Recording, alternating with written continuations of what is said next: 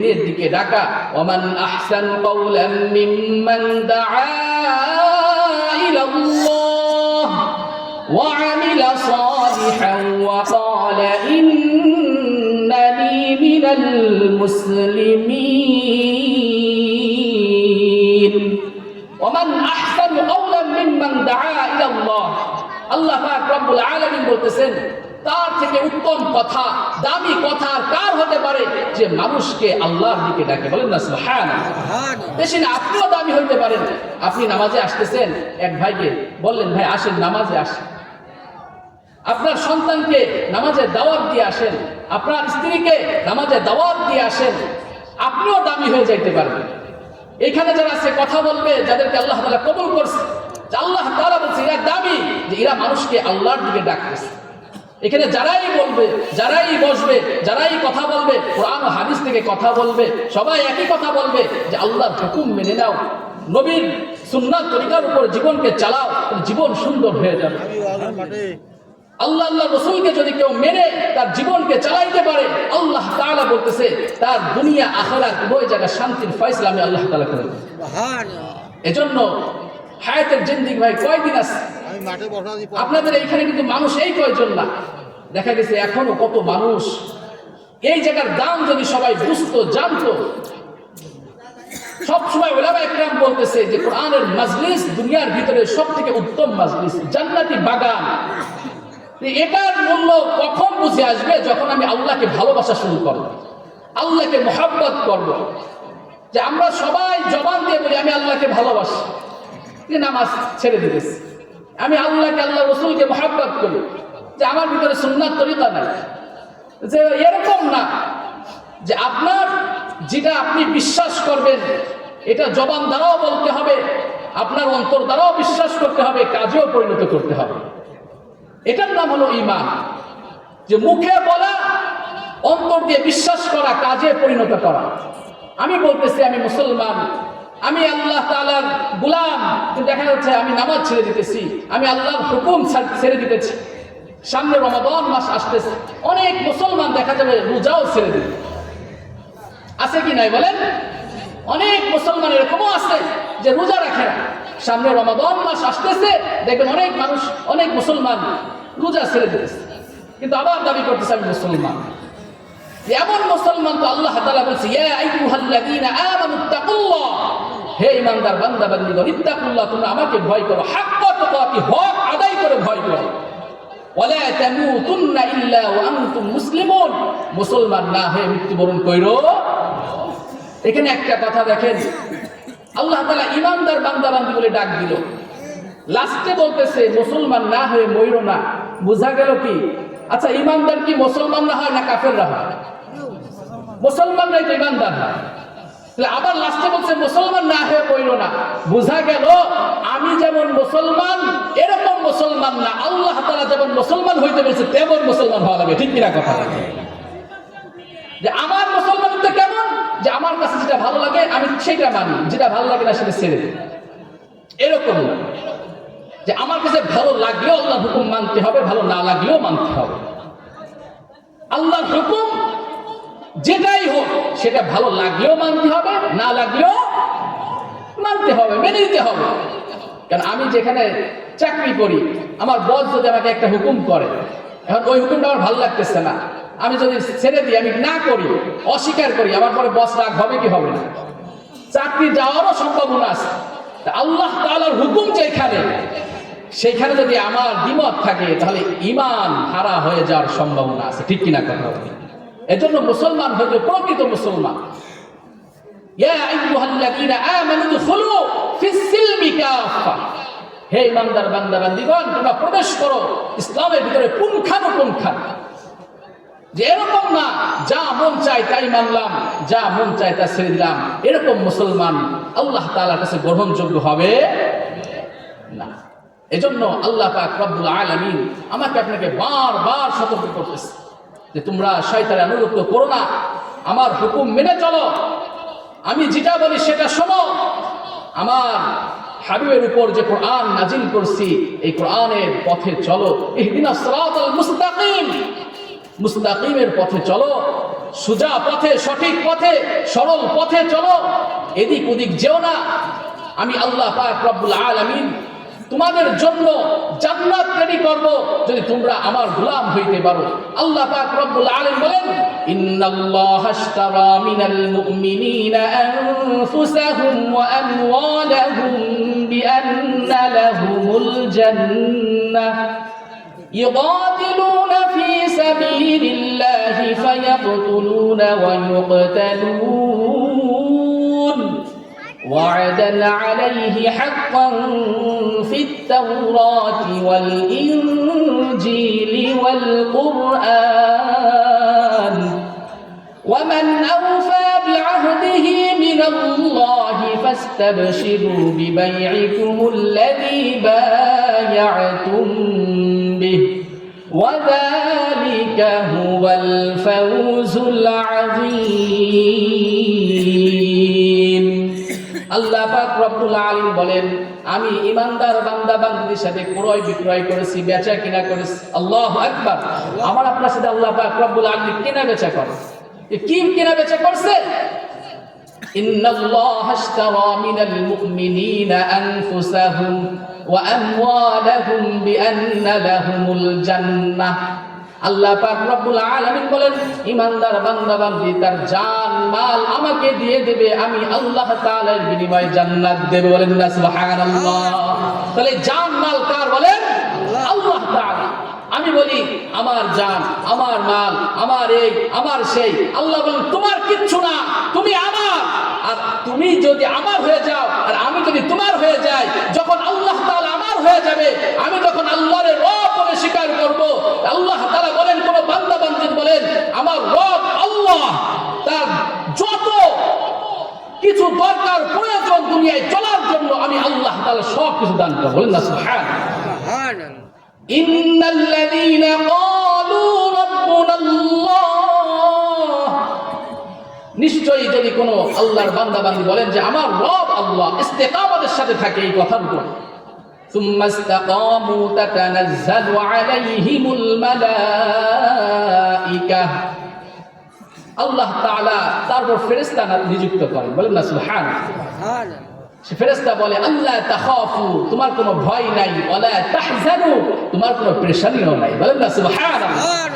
তাফসীরের ভিতরে আসছে, মৃত্যুর সময় যখন হবে, যখন ভালো বান্দা বান্দির মৃত্যু হবে, তখন ফেরেশতারা এসে বলবে তোমার ভয় নাই, পেরেশানিও নাই, আল্লাহ তাআলা আমাদেরকে তোমার জন্য পাঠিয়েছে, তোমার টেনশনের কিছু নাই, তোমার জন্য জান্নাত আল্লাহ রেডি করছে। বলেন না সুবহানাল্লাহ। এজন্য এরকম ঈমান হওয়া লাগবে ইস্তেকামতের সাথে যে আমার রব আল্লাহ। টাকার কাছে, পয়সার কাছে ঈমান বিক্রি করা যাবে? ভয় দেখাবে এসে, ইস্তেকামতের সাথে থাকতে হবে। অনেক রকম আমার আপনার উপরে ইসলামে চলার জন্য, ইসলামের উপর চলার জন্য কষ্ট করতে হবে। আল্লাহ রাসূল সাল্লাল্লাহু আলাইহি ওয়াসাল্লাম কত কষ্ট করেছেন, সাহাবে কেরাম রাদিয়াল্লাহু তাআলা আনহুরা কত কষ্ট করেছেন। আমি আপনি তো যে হওয়া ভাব যেমন পাই, ইসলামটাকে এমন পেয়েছি, কষ্ট করা লাগে না, এই দিনের কদরও বুঝি না। ইসলাম এমনি এমনিতেই কায়েম হয় নাই। এখনো পর্যন্ত দেখা যায় ইসলামের কথা বলতে গেলে অনেক সময় বাধা আসে। কোরআনের কথা বলতে গেলে, হক কথা বলতে গেলে বাধা আসে কি আসে না? আল্লাহু আকবার। কিন্তু যখনই বাধা আসবে তখনই আমাদেরকে ওই বাধার সম্মুখীন করতে হবে। ওইখানে এরকম নয় ভয় আমি কোরআন থেকে সরে আসলাম, ইসলাম থেকে সরে দাঁড়াইলাম, তাহলে ইস্তেকামত হইল না। যে আমি ভয় করবো তোমার রবকে, কাকে ভয় করবো বলেন? আল্লাহকে, আল্লাহ তাআলা। আল্লাহ তাআলা বলেন ওয়াইয়াত্তাকিল্লাহা ইয়াজআল লাহু মিন আমরিহি ইউসরা, যখন কোন বান্দা আমাকে ভয় করবে তার জন্য আমি আল্লাহ তাআলা সবকিছু সহজ করে দেব। বলেন না সুবহানাল্লাহ। আর যখন কোন দুনিয়ার কোন মাখলুককে ভয় করবে, ওই মাখলুক দ্বারা আরো ভয় দেখাবে তাকে। যদি কোন আপনি মাখলুককে ভয় করেন, মাখলুকের গোলামি করেন, ওই মাখলুক দ্বারা আমাকে আপনাকে আবার ভয় দেখানো হবে। আর যদি আল্লাহ তাআলাকে ভয় করেন, আল্লাহ তাআলা বলছে ওমাইয়াত্তাকিল্লাহা ইয়াজআল লাহু মিন আমরিহি ইউসরা, তার জন্য আমি সবকিছু সহজ করব। বলেন না সুবহানাল্লাহ। এখন তো কোরআনের কথা আমরা বলতে পারতেছি, শুনতে পারতেছি। একটা সময় আমরাও পার করছি, কোরআনের হক কথা বললেই মামলা হামলা, অনেক বাধা আসতো কি আসতো না। এজন্য ভাই, আল্লাহ তাআলা সুযোগ করে দিয়েছেন, আমরা সবাই চাই দুনিয়ার ভিতরে কোরআন অনুযায়ী সবকিছু চলুক, কিন্তু কোরআন মানতে আমরা অনেকেই রাজি না। আমরা অনেকেই বলি কোরআন অনুযায়ী রাষ্ট্র চলুক। আল্লাহ তাআলা বলতেছে সূরাতুন নূরের 55 নম্বর আয়াতে, যে তোমরা যদি কোরআনের রাষ্ট্র চালাইতে চাও, আমি তোমাদেরকে খলিফা বানাবো, তোমাদের কিছু কাজ আছে। ওয়া'দাল্লাহু আল্লাযীনা আমানু মিনকুম ওয়া আমিলুস সালিহাতি লা ইস্তাখলিফান্নাহুম ফিল আরদ। আল্লাহ পাক রব্বুল আলামিন ওয়াদা করতেছে, প্রতিশ্রুতি দিচ্ছে আমাকে আপনাকে, যে তোমরা যদি ঈমান আনো এবং সৎ কাজ করো, লা ইস্তাখলিফান্নাহুম ফিল আরদ, আমি তোমাদেরকে জমিনে খলিফা দান করব, আমি খেলাফত দান করব। বলেন না সুবহানাল্লাহ। আমাদের কাজ হলো ঈমান আনার পরে ভালো কাজ করা, সৎ কাজ করা, আল্লাহর গোলামি করা। এখন আমি আল্লাহর গোলামি বাদ দিয়ে যদি বলি কোরআন অনুযায়ী দেশ চলতে হবে, কোরআন অনুযায়ী সবকিছু চালাইতে হবে, কিন্তু নিজে নামাজ পড়ি না, নিজে আল্লাহর হুকুম ছেড়ে দিই, আল্লাহ তাআলা ওয়াদা করছে আমি তোমাদেরকে খলিফা বানাবো। কামাস্তাখলাফাল্লাযীনা মিন ক্বাবলিহিম, যেরকম ভাবে পূর্ববর্তীদেরকে আমি খলিফা বানাইছি। আবু বকর সিদ্দিক রাদিয়াল্লাহু তাআলা আনহুকে খলিফা বানাইছে কি বানাইছেন না? বলেন। ওমর রাদিয়াল্লাহু তাআলা আনহুকে খলিফা বানাইছেন কি বানাইছেন না? পূর্ববর্তী যাদেরকে আমি বানাইছি এবং তোমাদেরকেও বানাবো। তোমাদের কাজ হলো ঈমান আনার পরে ভালো কাজ করা, সৎ কাজ করা। এই ভালো কাজ করতে গেলে তোমাদের উপর যদি কোনো মামলা হামলা আসে, এইগুলোর ভয়ে তোমরা পিছপাও হবে না, তোমাদেরকে অনেক তোহমতও দেবে। আল্লাহ তাআলা বলেন, ওয়াইবাদুর রহমানিল্লাযীনা ইয়ামশুনা আলাল আরদি হাওনান ওয়া ইযা খাতাবাহুমুল জাহিলুন ক্বালু সালামা। আল্লাহ পাক রব্বুল আলামিন বলেন, রহমানের বান্দারা, দয়ার বান্দারা, ওয়াইবাদুর রহমানিল্লাযীনা ইয়ামশুনা আলাল আরদ, যখন দয়ার বান্দারা জমিনের উপরে চলে তখন তারা নম্র ভদ্রভাবে চলে। ওয়াইবাদুর রহমানিল্লাযীনা ইয়ামশুনা আলাল আরদি হাওনান ওয়া ইযা খাতাবাহুমুল জাহিলুন, যখন তারা নম্র হয়ে চলে, ভদ্র হয়ে চলে। আমরা অনেক সময় বলি যে নরম মানুষের খানা নাই। আল্লাহ তাআলা বলতেছে, যখন মানুষ নম্র ভদ্র হয়ে চলবে তাদেরকে অনেক খিতাব দেওয়া হয়, তোহমাত দেওয়া হয়, ঠিক কিনা কথা বলে। যখন মানুষ নম্র ভদ্রভাবে চলতে চায়, আল্লাহ তাআলা বলছে ওয়াইদা খাতাবাহুমুল জাহিলুন, কিছু জাহেল, কিছু মূর্খরা মিথ্যা তোহমাত দেয়, খিতাব দেয় তাদের ব্যাপারে। তো অনেক সময় দেখা যায় কোরআন অনুযায়ী চলতে চাচ্ছে, ভালো পথে চলতে চাচ্ছে, এরপর অনেক রকম তোহমাত তার উপরে দেওয়া হয়। আগে যেরকম মৌলবাদী, জঙ্গিবাদী, কত রকম তোহমাত দিয়েছে কি দিয়েছে না? বলেন। ভালো পথে চলতে গেলেই তার উপরে মামলা হামলা, ভালো কথা বলতে গেলে, হক কথা বলতে গেলে, কোরআন থেকে কথা বলতে গেলেই এ ভালো না, এ জঙ্গিবাদ, কত রকম কথা বলছে। আর কবিও কবির ভাষায় তাই বলে, সত্যের পক্ষে গান গাই বলে আমি বিদ্রোহী, সত্যের পক্ষে কথা বলি তাই বলে আমাকে বিপ্লবী, কুরআনের কথা বলি তাই বলে আমাকে মৌলবাদী, জিহাদের কথা বলি তাই বলে আমাকে জঙ্গিবাদী। আমি বিদ্রোহী, বিপ্লবী, মৌলবাদী, কেন জঙ্গিবাদী? ঠিক কিনা কথা বলে? আমি বিদ্রোহী, বিপ্লবী, মৌলবাদী, কেন জঙ্গিবাদী? জন্মের পরে কানে আজান কি দেয়নি, তুমি মৌলবাদী সারা হওনি। ঠিক কিনা? জন্মের পরে কানে আজান কি দেয়নি, তুমি মৌলবাদী সারা হওনি। আবার মরণের পরে জানাজা পড়াবে, মরণের পরে জানাজা পড়াবে, তখন কোথায় পালিয়ে যাবি? আমি বিদ্রোহী। ঠিক কিনা কথা না? আমি বিদ্রোহী, বিপ্লবী, মৌলবাদী, কেন জঙ্গিবাদী? আমি বিদ্রোহী, বিপ্লবী, মৌলবাদী, কেন জঙ্গিবাদী? কি মনে করে ওই হনুমান, দাড়ি টুপি দেখলেই তালেবান?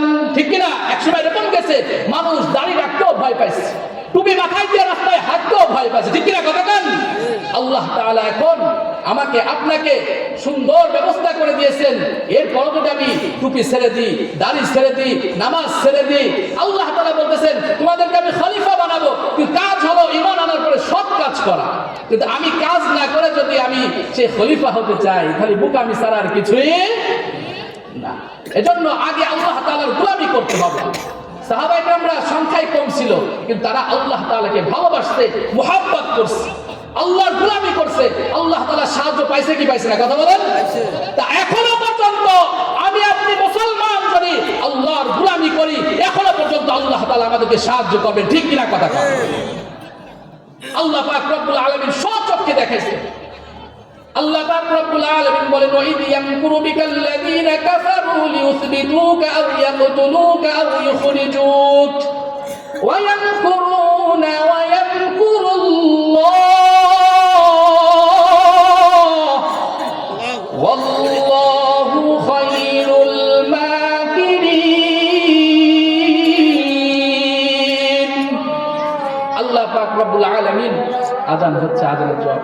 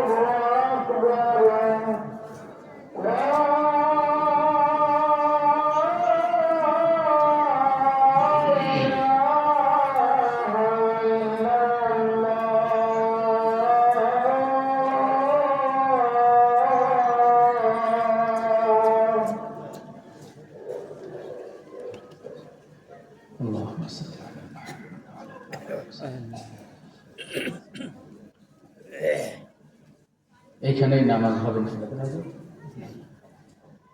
আর 5 মিনিট শেষ করে দেবো ইনশাআল্লাহ। তা যে কথা বলতেছিলাম যে আমরা